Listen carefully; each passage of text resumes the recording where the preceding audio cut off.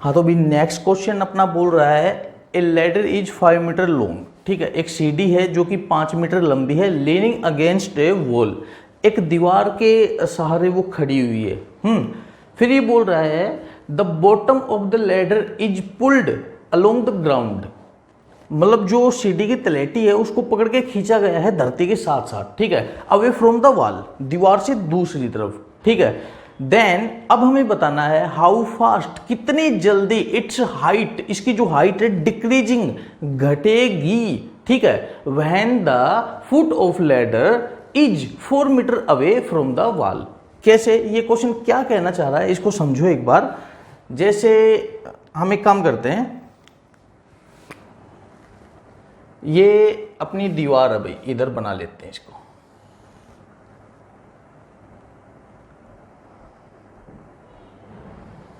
ठीक है, ये एक दीवार है और ये सारा अपना ग्राउंड है भाई, धरती माता।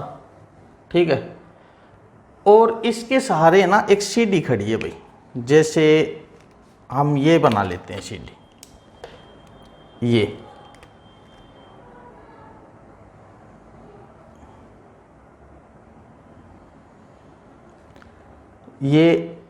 सीढ़ी इसके सहारे खड़ी है।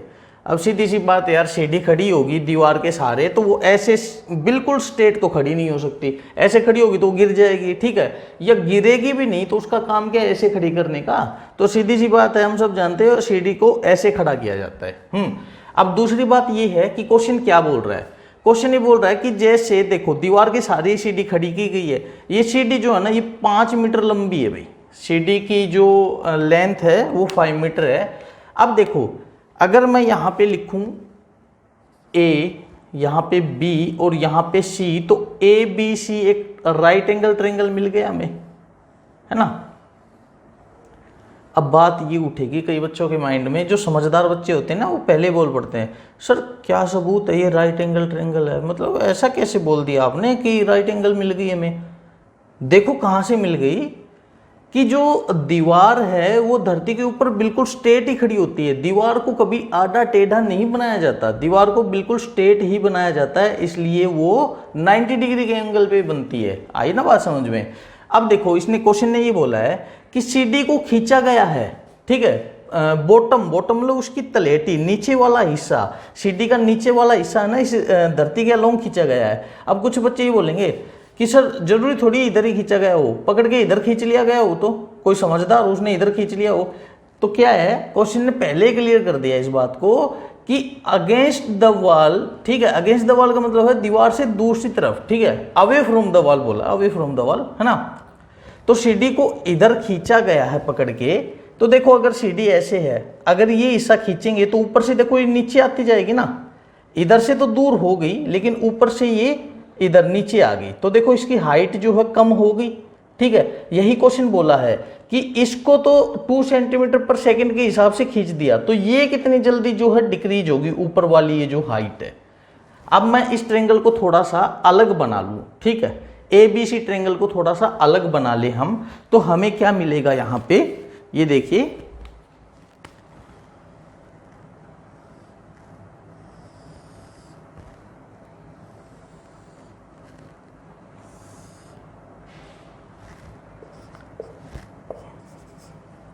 एबीसी ट्रायंगल बना ली।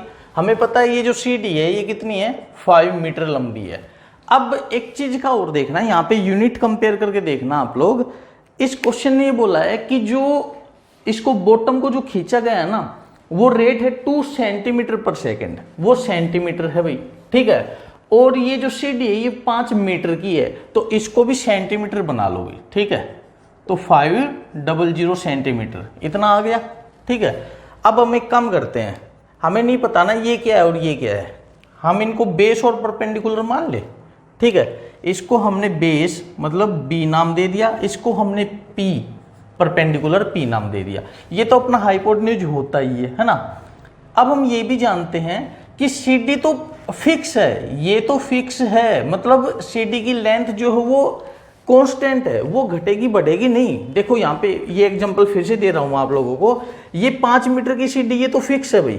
ठीक है। अगर मैं सीढ़ी को ऐसे खींचता हूं तो ये तो 5 मीटर की रही ना, सीढ़ी जो है सीढ़ी तो 5 मीटर की ही रही, लेकिन ये वाली हाइट कम होगी और ये वाली लेंथ ज्यादा होगी। अगर मैं इस सीढ़ी को यहां से ऐसे करता हूं तो अब की बार ये हाइट बढ़ गई और ये तलैटी जो ये घट गई, लेकिन सीढ़ी जो है वो तो 5 मीटर की ही रही है, ठीक है। इसलिए हम क्या बोलेंगे, ये तो कांस्टेंट है यहाँ पे।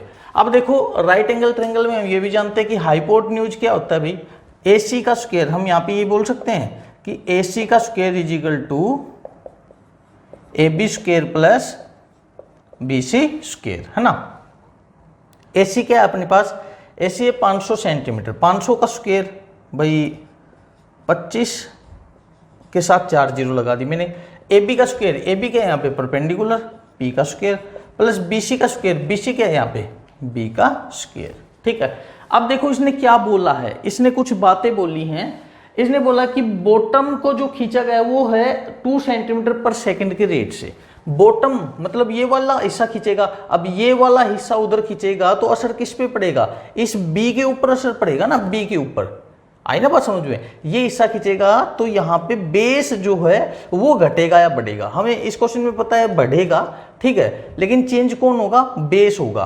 तो इसका मतलब इसने क्या बोला है, dB/dt जो है वो 2 सेंटीमीटर पर सेकेंड है। फिर इसने पूछा है कि how fast height decreasing, height मतलब ये परपेंडिकुलर, तो इसका मतलब इसने क्या पूछा है, dP/dt जो है वो इसने पूछा है कि वो कितना होगा भाई। ये चीजें अब हमें यहाँ पे सोल्व करनी है। अब एक इक्वेशन मिल गई हमें यहाँ पे, ये equal to P square plus B square. अब इसका डिफ्रेंशिएशन करते हैं, या फिर हम इसको ऐसे लिख लें, P square plus B square equal to 25 के साथ 4 जीरो, है ना। डिफ्रेंशिएशन करते हैं, P स्क्वायर का 2P, फिर P का क्या होता है dP/dt प्लस B स्क्वायर का 2B, B का क्या होगा dB/dt, और ये तो पूरा कांस्टेंट है, इसका क्या हो जाएगा 0 भाई, ठीक है। अब देखो हमें dP/dt निकालना है। अब dP/dt निकालना है तो उसके लिए हमें P की वैल्यू पता होनी चाहिए, B की वैल्यू पता होनी चाहिए और dB/dt की वैल्यू पता होनी चाहिए। देखो dB/dt की वैल्यू तो हमें पता है, इसने क्वेश्चन ने बोल रखी 2। अब P और B की बात आ गई, P और B की बात आ गई ना। P और B को देखो लास्ट में इसने एक बात बोली कि फुट जो है, फुट ऑफ लैडर मतलब नीचे का हिस्सा ना 4 मीटर दूर है, किससे, वॉल से। तो इसका मतलब ये B फुट तो ये होगा और ये दीवार है, दीवार से ये कितना है 4 मीटर दूर, मतलब B कितना उस टाइम पे 4 है भाई अपना, B कितना उस टाइम पे 4 मीटर है। तो B कितना होगा सेंटीमीटर में, 400 सेंटीमीटर हो गया, क्योंकि सारी चीजें अपनी सेंटीमीटर में चलने लगी ना, अब इसलिए इसको सेंटीमीटर बना लिया। अब B आ गया 400 सेंटीमीटर, ठीक है। P अपने पास निकालना है हमें, P कितना होगा, या फिर देखो एक सीधी सी बात है, पाइथागोरस से हम ये भी निकाल सकते हैं ना, AC कितना 5 मीटर, BC कितना 4 मीटर, तो AB कितना होगा 3 मीटर होगा ऑटोमेटिकली। और अगर मीटर से ना निकालो सेंटीमीटर से निकालो तो ये 400 और 500 वाली वैल्यू रख दो भाई।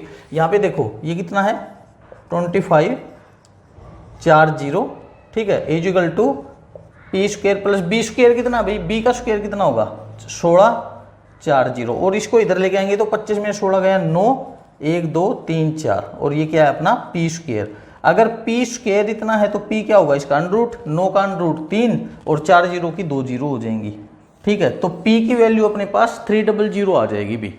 P कितना आ जाएगा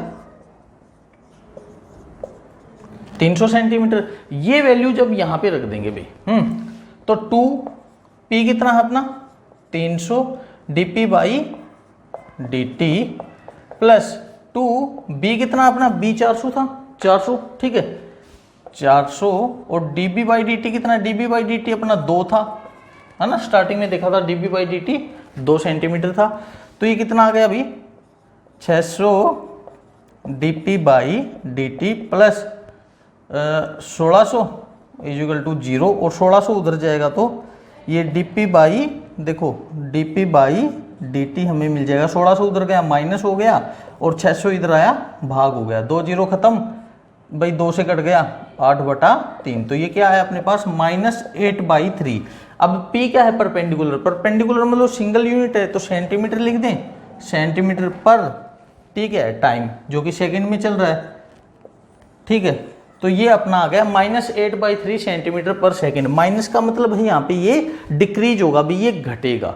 क्लियर? ये सिंपल सा क्वेश्चन था अपना भाई।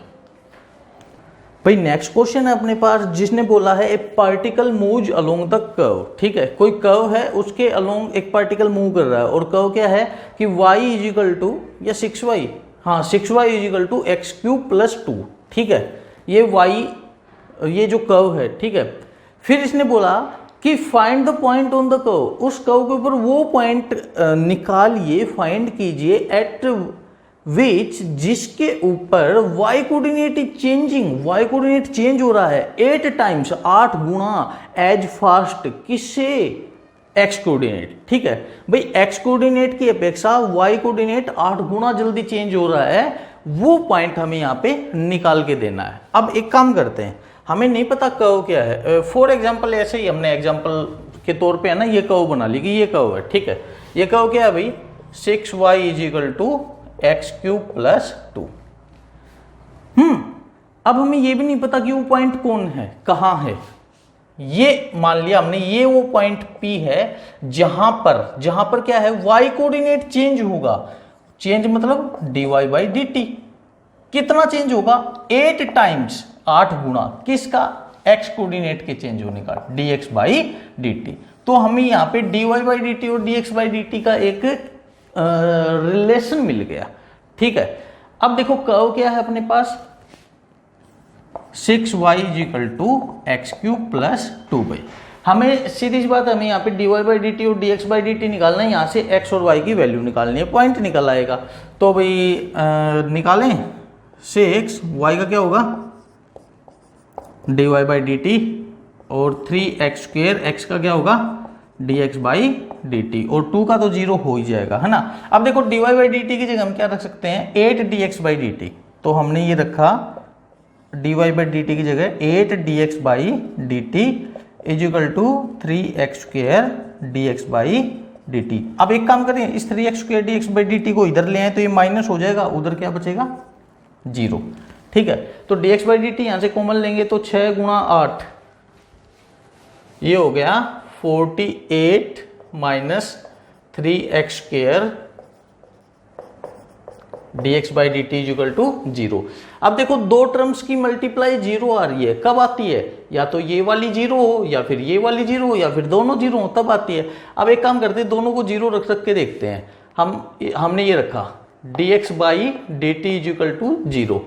dx/dt इक्वल टू 0 मतलब x में t के रिस्पेक्ट में कोई चेंजमेंट नहीं हो रहा है भाई। dx/dt मतलब चेंजमेंट, और 0 का मतलब वो चेंजमेंट हो ही नहीं रहा है। ऐसा कैसे हो सकता है? क्वेश्चन तो बोल रहा है चेंजमेंट हो रहा है ना, और हम बोल रहे हैं नहीं हो रहा है। इसका मतलब ये चीज तो 0 नहीं हो सकती, तो दूसरी बची हुई 0 होनी चाहिए। दूसरा क्या है अभी, 48 माइनस 3x², ये 0 होना चाहिए।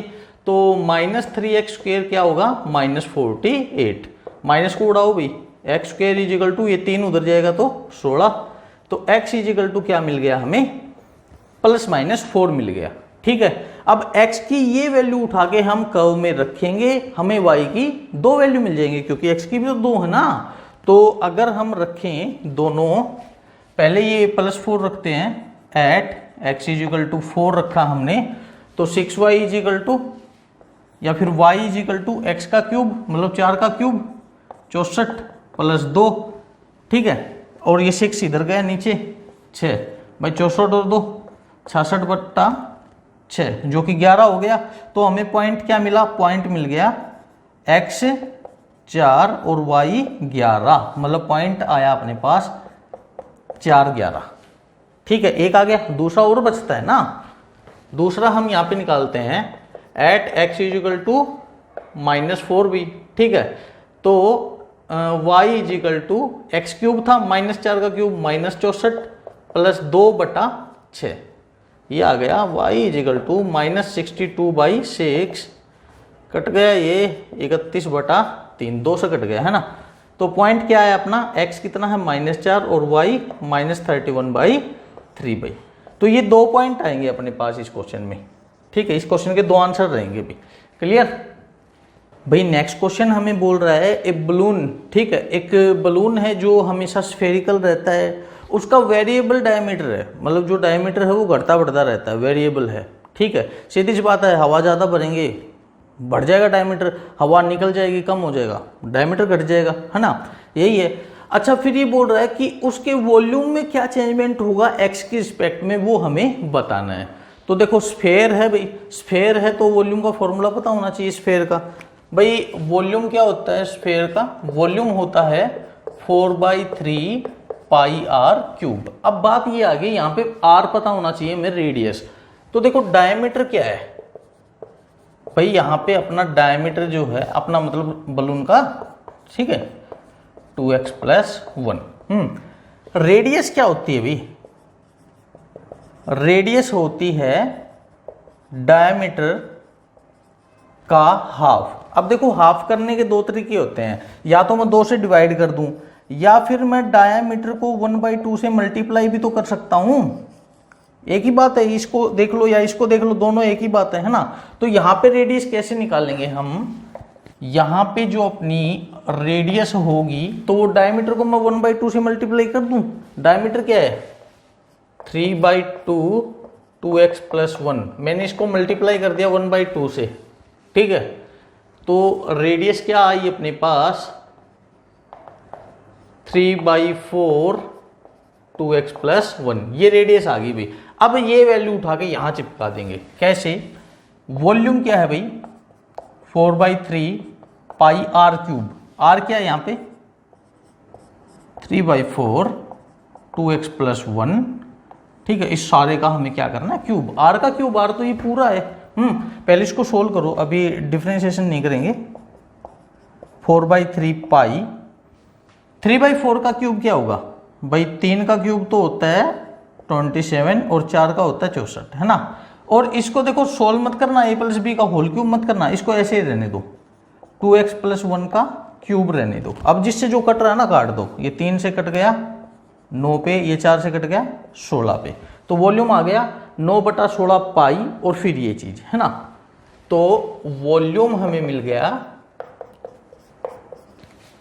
और यहां पे है 2x + 1 का क्यूब भाई। अब इसका डिफरेंशिएशन कर देंगे, ये तो कांस्टेंट टर्म है ना, लेकिन हमें differentiation with respect to x बताना ना, इसने बोला था कि वॉल्यूम का चेंजमेंट x के रिस्पेक्ट में, तो dv/dx 9x/16 as it is. अब ये पावर आगे आ जाएगी, 2x + 1 की पावर 2 रह जाएगी। अब देखो ये पावर का हुआ है, पावर किसकी थी 2x + 1 की, फिर 2x + 1 का 2 आ जाएगा भाई। क्लियर इतना, आगे हम इसको देखेंगे तो dv/dx भी थोड़ा बड़ा बना दे हैं भाई, ये 2 से कट गया 8 पे, तो ये 9 × 3 27 पाई/8, और ये हो गया 2x + 1 का स्क्वायर भाई। तो ये आ जाएगा अपना आंसर भाई dv/dx, मतलब वॉल्यूम का changement with respect to x भाई। क्लियर भाई। नेक्स्ट क्वेश्चन है अपना जो कि बोल रहा है कि sand is pouring from a pipe, ठीक है, एक पाइप है उसमें से ना रेत जो है वो छन रहा है, ठीक है, एट द रेट, किस रेट पे 12 cm3/s, इस हिसाब से जो रेत है वो छन रहा है। एंड द सैंड, जो फॉलिंग सैंड है, ठीक है, एंड द फॉलिंग सैंड, और जो रेत जो धरती पे गिर रहा है is in the form of a cone, वो एक कोन की फॉर्म में गिर रहा है। देखो आप लोगों ने भी कभी बचपन में ऐसे मिट्टी हाथ में लेके और ऐसे करके देखा होगा ना, यहाँ से जब निकालते थे मिट्टी दोनों हाथों के बीच में से, तो जो नीचे गिरती थी मिट्टी वो एक कोन की शेप में आती थी, हम बोलते थे मंदिर बन गया, मंदिर बन गया, है ना। तो वो उसी का जिक्र कर रहा है ये, ठीक है। फिर ये बोल रहा है कि इन सच ए वे, इस प्रकार से वो जो कोन है वो बन रहा है, that the height of the cone, कि उस कोन की जो हाइट है ना, इज ऑलवेज, वो हमेशा 1/6, 1/6, ठीक है, 1/6 हिस्सा रहती है किसका, of the radius of the base, जो कोन की रेडियस है उसका 6ठा हिस्सा वो रहती है भाई, ठीक है। उसके बाद उसने पूछा है कि हाउ फास्ट, कितनी जल्दी, इट्स हाइट, इसकी जो हाइट है इंक्रीज, बढ़ जाएगी, when the height is 4 centimetre भाई। देखिए क्वेश्चन को, पहले क्वेश्चन को समझ लेते हैं, ठीक है, ये तो मतलब जो लिखा हुआ वो बोल दिया मैंने, समझो क्या है भाई कि एक पाइप है, ये पाइप है अपनी, ठीक है।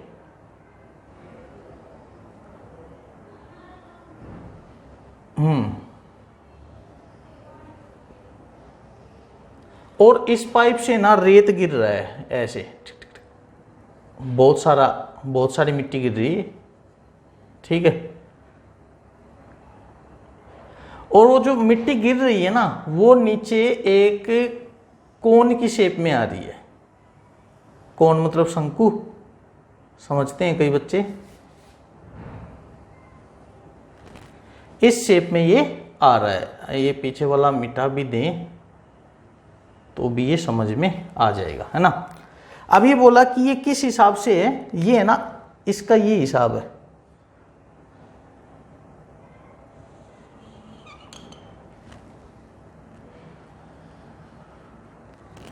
कि इसकी ये जो हाइट है, इसकी ये जो h है हाइट है, और ये जो रेडियस है, ठीक है। नहीं दिख रहा होगा, रेड पेन है, बहुत ही कम दिखता है वीडियो में, ब्लैक से लिख देते हैं। ये हाइट है और ये रेडियस है। इसकी जो हाइट है ये हमेशा 1/6 रहती है रेडियस की, ये बोला इसने।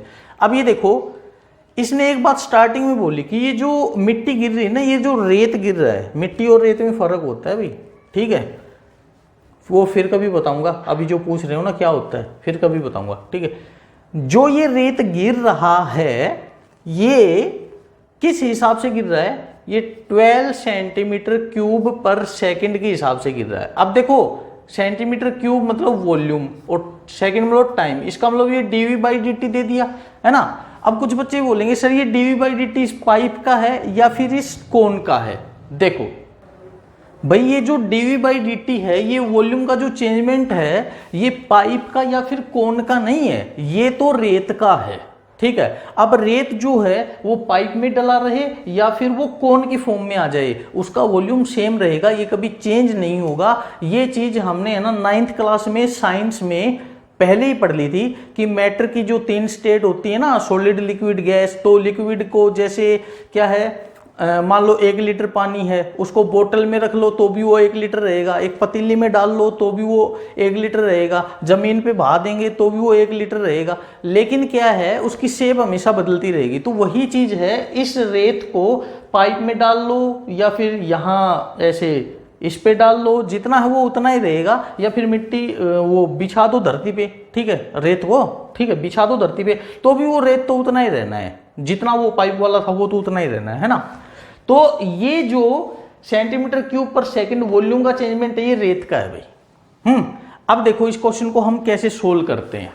पहले तो ये पता होना चाहिए कि अभी फिलहाल अपना जो क्वेश्चन है वो कोन की फॉर्म में आ चुका है, तो कोन का फॉर्मूला वगैरह ये पता होना चाहिए। तो कोन, देखो इसने वॉल्यूम का जिक्र किया तो वॉल्यूम का फॉर्मूला पता होना चाहिए। तो वॉल्यूम क्या होता है कोन का, 1/3 πr²h।